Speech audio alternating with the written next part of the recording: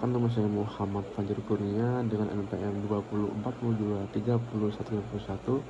Saya dari kelas 4C. Di sini maksud dan tujuan saya untuk membuat video ini adalah untuk memaparkan materi tentang standar proses dan standar penilaian dari kurikulum 2013 dan kurikulum Merdeka. Baiklah, tentang kurikulum Merdeka dan kurikulum 2013 ini memiliki perbedaan. Bagaimana sistem prosesnya, bagaimana sistem penilaian yang dilakukan oleh kedua kurikulum ini sangat berbeda. Dan adapun maksud dan tujuannya adalah untuk meningkatkan kualitas pembelajaran dan hasil belajar peserta didik. Maka diharapkan dengan proses pembelajaran yang baik, dengan sistem penilaian yang terbuka dan sangat baik, maka ini akan meningkatkan kualitas pendidikan yang diterapkan di Indonesia. Baik, kita langsung masuk saja ke standar proses dari kurikulum 2013. Standar proses dari kurikulum 2013 adalah suatu komponen penting dalam standar nasional pendidikan atau SNP. Ini yang mengatur pelaksanaan pembelajaran yang berjalan secara efektif, efisien, dan terarah. Standar ini diterapkan oleh Kemendikbud nomor 22 tahun 2016 tentang standar proses pendidikan dasar dan menengah. Berdasarkan Kemendikbud tahun 2016 tentang bagaimana sistem proses dari kurikulum 2013 adalah yang pertama adalah pendekatan pembelajaran seperti saintifik atau 5M, mengamati, menanya, mengumpulkan informasi, menalari, dan mengkomunikasikannya. Yang kedua ada model pembelajaran. Ini berbasis aktivitas siswa seperti problem based learning, discovery learning, project based learning. Yang ketiga ada perencanaan. Ini ada RPP, rencana pelaksanaan pembelajaran yang dilakukan biasanya dari mulainya sebelum mulai pembelajaran. Ini lengkap, satu halaman atau lebih. Yang kedua ada mengacu pada KI atau kompetensi inti dan KD, kompetensi dasar. Terus yang keempat adalah model pembelajarannya. Model pembelajaran yang digunakan dari kurikulum 2013 yang pertama adalah pembelajaran berpusat pada siswa. Ini adalah membantu siswa untuk lebih aktif dan lebih banyak melakukan sesuatu mandiri. Yang kedua ada penekanan pada penanaman sikap, pengetahuan dan keterampilan secara individu. Terus yang kelima adalah penilaian proses pembelajaran. Ini dilakukan oleh pendidik dan kepala sekolah untuk memastikan keterlaksanaan dari sistem pendidikan ini berjalan dengan baik, terarah, dan pastinya sesuai dengan apa yang diharapkan. Baik, kita langsung masuk ke standar proses dari kurikulum Merdeka atau kurikulum Kurma. Ini berdasarkan Kemendikbud nomor 16 tahun 2022. Standar proses dari kurikulum Merdeka adalah kriteria minimal tentang pelaksanaan pembelajaran agar peserta didik mencapai capaian pembelajaran atau CP dengan pendekatan yang fleksibel, berpusat pada peserta didik dan berbasis kompetensi. Kita masuk ke prinsip-prinsip dari standar proses penilaian dari kurikulum Merdeka. Yang pertama ada berpusat pada peserta didik. Tentu saja pembelajaran dirancang dengan kebutuhan karakteristik dari peserta didik atau dari dalam potensi peserta didik. Terus yang kedua ada kontekstual.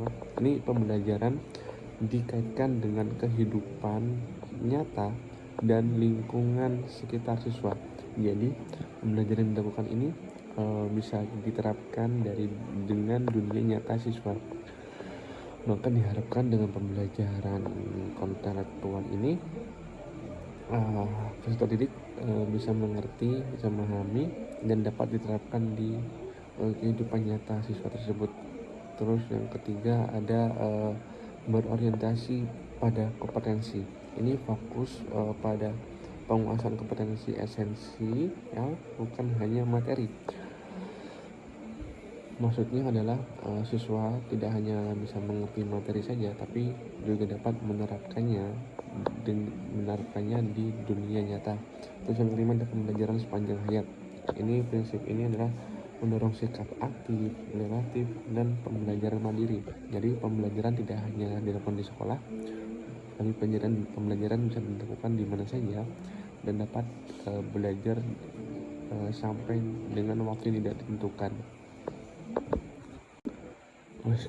Setelah kita memahami tentang standar proses kurikulum 2013 dengan kurikulum Merdeka, di sini kita akan membahas tentang standar penilaian kurikulum 2013 dengan kurikulum Merdeka. Standar penilaian dari pertama adalah standar penilaian dari kurikulum 2013. Yang pertama adalah jenis penilaiannya. Yang pertama ada penilaian sikap, penilaian pengetahuan, dan keterampilan.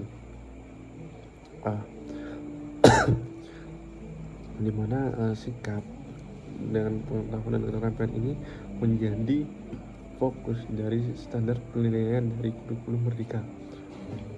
Terus yang kedua adalah penilaian oleh pendidik, satuan pendidikan, dan pemerintah.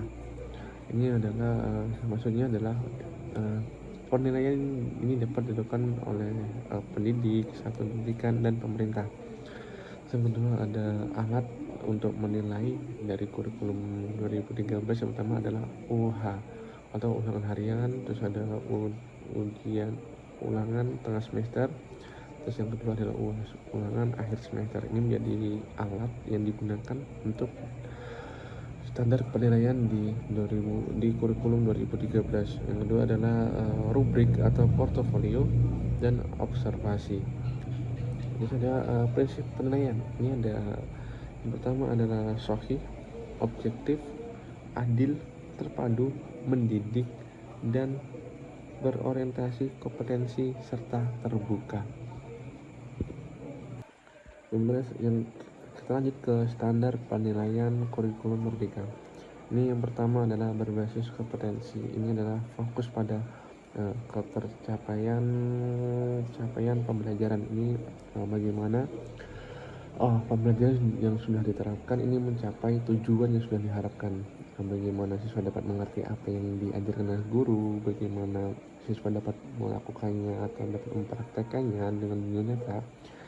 Maka capaian seperti inilah yang menjadi penilaian dari kurikulum Merdeka. Dan yang kedua adalah fleksibel. Ini standar dari penilaian kurikulum Merdeka yang adalah fleksibel. Ini adalah guru bebas memilih bentuk dan strategi penilaian dengan sesuai dengan konteks siswa. Ini pendidik diberikan kebebasan untuk bagaimana ia melakukan proses pendidikan atau melakukan proses penilaian,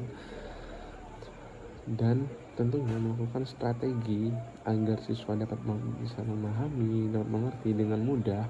Maka diharapkan guru-guru dalam dunia pendidikan ini menjadi guru yang kreatif. Bagaimana guru dapat melakukan pembelajaran dengan media ataupun dengan sebagainya. Terus yang kedua ada standar penilaian berorientasi pada perkembangan murid. Ini bukan sekedar angka, tapi tentang refleksi dan pertumbuhan. Maksudnya adalah penilaian ini tidak hanya diukur dengan angka, karena angka tetaplah angka, tapi bagaimana siswa itu dapat melakukan pertumbuhan di luar sana.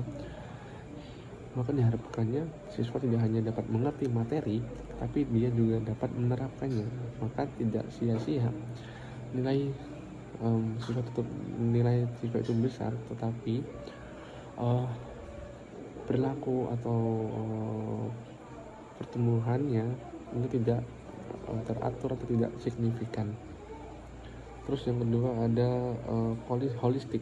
Ini ada sistem penilaian yang holistik. Ini mencakup aspek kognitif, afektif, atau karakter, dan psikomotorik. Mungkin itu tadi standar proses dan standar penilaian dari kurikulum 2013 dengan kurikulum Merdeka. Bukan dengan itu dapat kita simpulkan bahwa kurikulum 2013 menekankan sistem yang lebih terstruktur, sedangkan kurikulum Merdeka memberikan fleksibilitas dan fokus pada kemerdekaan belajar. Untuk keduanya bertujuan menciptakan pembelajaran yang bermakna dan relevan. Maka dengan adanya kedua kurikulum ini tentu memiliki tujuan yang sama, tapi dengan cara yang berbeda. Baiklah, mungkin itu saja materi yang dapat saya berikan atau saya paparkan. Saya mohon maaf apabila ada sedikit salah dalam pencapaian ataupun dalam tutur kata yang saya gunakan. Kepada Allah saya mohon ampun. Saya akhiri, wabillahi taufiq wal hidayah. Wassalamualaikum warahmatullahi wabarakatuh.